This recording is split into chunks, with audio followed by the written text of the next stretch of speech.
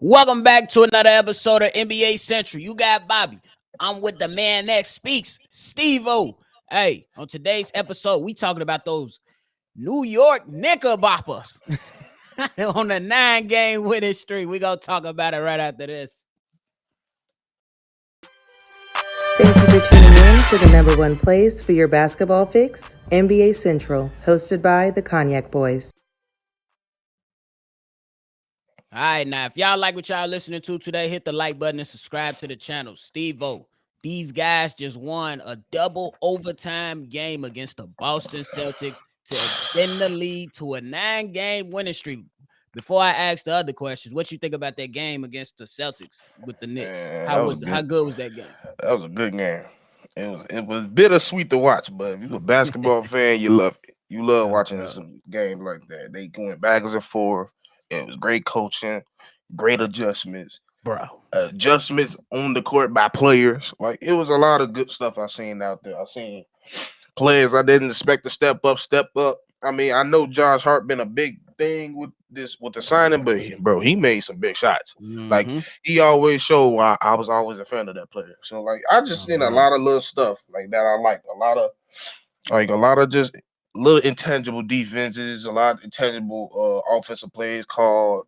I seen superstars be superstars and Randall and both the what's his name? Tatum man, dude. So yeah, it was a pretty good game, man. It was very entertaining. Yeah, it was definitely a good game. I enjoyed it. I'm with you though. We talked offline before we hit the record button about Jason Tatum in the last shot, giving it up to Al Horford. We know Al Horford can hit those threes, but come on, JT. Come on, you know what JT. time You a it is, Kobe bro. disciple, boy. You know what time it is, bro. You definitely acted like a LeBron disciple right there. I gotta do the best play. It was the best play, but still, sometimes you gotta say I'm gonna lose it. If we gonna lose, I'm gonna lose it. No, bro. And these Knicks, they now on a 9-game winning streak. Offensive rating is 5th in the league. Defensive rating is 14th. And they got a 39-27 record with 1 game back for the 4th seed behind the Cavs. Stevo, what's the ceiling for this New York Knicks team this season? I say the ceiling is a Eastern Conference Finals exit. At its peak, I feel like at their best, they can make it to the Eastern Conference Final. I ain't saying win it though. Okay, that's why I said exit. So I think they could go about 6 games in the East Conference Finals. I think that's their ceiling. I would give them a second round. I would say the second round because I think if they move up to that 4th slot, I think they can beat the Cavs. But then that second round, if you the 4th seed, you either going against either Milwaukee or Boston, and there's gonna be a dog fight. But I pick Milwaukee and Boston before I say the Knicks can do it. So I say the second round for me. Yeah, I was leaning at first I was leaning towards the second, but like when it comes to teams that's hot, that's the scary part. Like when they come in the playoffs hot, they could beat anybody. Like that's true. No matter champions, teams that's supposed to be champions. So like on paper, yeah, it should be a 1st to 2nd round exit. But the way they playing right now and being coached right now, Tom is coaching his ass off. We miss you, Tom.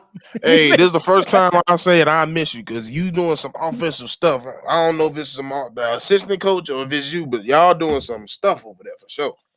For real though, and that's the crazy part, man. Because these guys hooping, they ain't even had Brunson last night, and he was just hoop. Quickly was just going crazy, and they trust him to make plays down the stretch. And man, he was getting to the basket, and they said over, you know what I'm saying, on this morning on Get Up and all that it looked like the game slowed down for him, and that's exactly what it looked like. That's exactly what it did. You brought up the addition of Josh Hart. I say, man, that was a good ass addition. You know what I'm saying? To me, they had the Cam Reddish there for simply no reason, and now you get a guy that's, I would say game's kind of different, but when it comes to size and all that, you added a piece that can give you something. Yeah, and a lot of people don't talk about it. It's like they brought. It was a great signing because that's what they wanted him to be. But the difference is Josh Hart was been doing this since he came in the league. Exactly. Right? He had the opportunity coming out of college. Like I'm pretty sure he went to Villanova. Yeah, I think he went to Villanova. Yep. So like Yeah, he played with Brunson, didn't he? Mm-hmm. They Yeah, was so teammates. like, yeah, so like he came in. If you watched him in Portland earlier this year, he had a lot of big shots. He actually had a game winner this year. Like it was a very solid pickup. So as soon as they picked him up, now I'd be remiss if I said I thought he would have the type of impact he's having now. Like, dude, the love of the last a month been Mm-hmm. killing. Like Hell he yeah. really changed the identity of this team. Yeah, because when he was with Portland, he had a good start, but then he kind of faded a little bit because the team, you already know, bro. When your team ain't winning, you just be like, man, just get my check. You know what I'm saying? You want to compete, you gonna compete, but you know the end result is more than likely gonna be a L. So you feel a little different. Now you go to a situation to where you literally in the playoffs and something dramatic, like drastically bad, has to happen for you not to be. Y'all got to lose the next 17 games or how Right, many games they got left for them not to be in the playoffs or something like that. But right, that you can see, like the energy is back in him. So shout out to him. for sure. Hey, who, hey, the funny thing is, if you watch Stephen A, you watch all those people.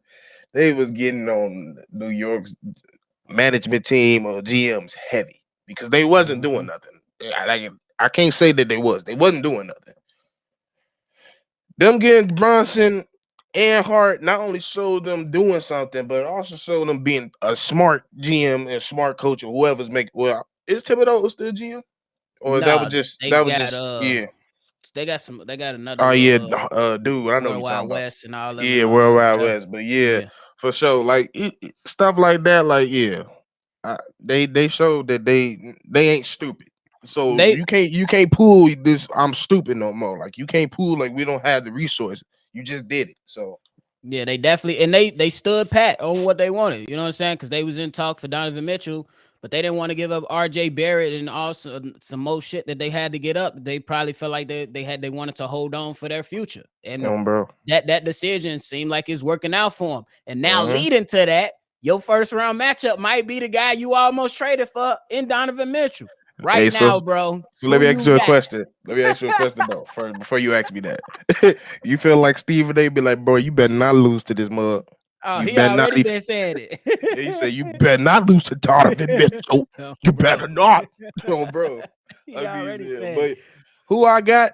Who you You got? already know. Seven You game already series. know I got clap. The Cleveland Cavaliers. Okay. I keep telling y'all, I'm scared of the Cleveland Cavaliers, but it has nothing to do with Donovan Mitchell. It's when that man Evan Mobley wakes up. When that man wakes up, run. Like, bro, bro, I'm gonna keep. I will say it every time I talk about it. That's the closest dude I've seen to like KG play style wise. Mm, that's And tough. the thing is, he's bigger, taller. I mean, so him getting weight, him working on his like he's starting to get a face. Like he always had like a face up Man. game. Yep. Now it's getting serious. Now he putting the back. He having the back to the basket game. Hmm. Footwork getting better. He already had a 15-footer, and he Right. shot three. So like that's the dude you worried about. And then they already big. So like anybody in the, they gonna give anybody in if they make it past the East Conference Final, they gonna give anybody in the West a run for their money because they big as hell. Yeah. So yeah, over the Knicks, I ain't gonna lie. They should beat them. They should. But Yeah, I would say the Cavs is a good choice. They definitely should be able to beat them. But we know Donovan Mitchell. Can he overcome those, those Utah Jazz moments to where he was, underachieved. You know what I'm yeah, saying?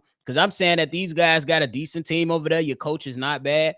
You good in Cleveland. Can you just overcome those fears? Because I feel like the Knicks, they ain't gonna have bro, I would feel like the more pressure will be on the Cavs, but the yeah, Knicks I think it's going 7 games automatic though. And I think yeah, the team who ends up with the home court advantage in game 7 wins the game for sure. because that's gonna be clutch. I think the Knicks only gonna have pressure just due because they in New York. Oh So New yeah, that's York, true though. yeah, New York always gonna put pressure on you. But like statistically wise and as like basketball wise, it should be Cavs because Yeah. that's a big signing. Like compared Hmm. to Bronson, I mean, they both good signers, but Donovan's the bigger name, so they Right. expect bigger things. Plus, I feel I don't want to like I don't want to get on New York and say like this not the best roster they could do, even though they're doing like, but you can always improve. So I'm gonna say the Cleveland roster is probably better. Okay. So for That's sure. So fair. going 7, I say it either go 6 or 7. Yeah, automatic in my opinion. And I think you got a great point. The Cavs, you know what I'm saying? They came out blazing. I mean, they kind of, cooled off a little bit, but hey, Mm-hmm. they Hit still got a reality. nice team. They still got a nice ass team. And I'm anxious to see how long these Knicks can keep this win streak going, to Hey, be honest with you. let me ask you a question. You surprised about? I mean, I'm not too surprised, but you surprised about Julius play? Yeah, Yeah. because I'm so I mean because last year, bro, he was Yeah. bad. But the year before that, he was on. And that's when last time he was in the playoffs. And he kind of went back to that, but he also, you know what I'm saying, sacrificing a little bit too, because you got Brunson in there Mm-hmm. now, and then you still got to keep your mans that you've been running with for the last few years and Barrett going too. You know what I'm saying? Yeah. It's a bit, so I wouldn't say it's like crazy surprising, but I would say just a little bit so you can see him get back. And you've been at least seeing him try to go right. He trying, He tried. bro. I I think it has a lot to do with Bronson. The last time I think I seen him play very well before he was in the Knicks jersey was with the Pelicans. I think Zoe was on that team, right? Yeah. So I think it just proves to you what a point guard, what a real true point guard can do for somebody. Yep. Because it shot up. He's averaging 24.4 points and 10.4 rebounds. Yeah. So not only is he getting easier shots, he getting a leader. He gets somebody that ain't Bronson. You can ask Luka. Bronson would come up to Luka. Hey, bro, let's do this. I'm gonna give you the ball, but you gotta do this. Like, come on. Like Bronson's Right. like that. His dad was in the league, so Hmm. Bronson know this game inside and out. So somebody like him always gonna do some wonders for somebody like Julius. Yeah, bro. And shout out to him because the Cavs before the Mavs, they definitely was missing Brunson before they got Kyrie. Oh So yeah. they was Oh yeah. definitely missing him because it was the Luka Doncic show. And shout out to Luka and Devin Booker for hugging and kissing and And making up. kiss on, bro. That one, bro, I don't care. That was weird. I was saying, like, You ran into this man's face and started smiling. first of all, you lost. You know you lost, and then you like, you know what? Hey man, I'm gonna say something. No, it's over with. You get ready for the next game. No, Oh, tell us bro, that. that's another topic. Oh, bro. You got anything final about these Knicks? I know you was Hey like, damn, man, Bobby, come on, bro. I, I I hate to say I like watching them. I hate to say it. Like it's really bothering me that I like watching them. Like I like competitive basketball. I know they hungry and they Oh, got some bro, talent. That's a perfect combination for they gonna play basketball. hard. So yeah, that's all I got to say, man. Bet it up. Let the people know where they can find you, Brody. Hey, bro, follow me on Stevo Speaks Everything. Follow me on Stevo Speaks with a 0 at the end. I just got hacked, so you got to find me on the new IG. So, bro, I'm gonna have all my stuff recently in the description down low. So for sure, follow me. Bro. Well, if you want more from me, hit me up on Shy Boys Podcast or Bro. Chicago Bears Central. If you want to follow everybody collectively, me, C Dub, Kev, Hayes, and everybody else that contribute to the channel, send us an email collectively at nbacentralshow@gmail.com. We on Twitter at NBA Central Pod. If you want to send a hot take in or get involved with any mailbag episodes, send something, send a voicemail or a text message to the number 773 270-2799. This is another episode of NBA Central. We out. Thank you for tuning in to the number one place for your basketball fix, NBA Central, hosted by the Cognac Boys.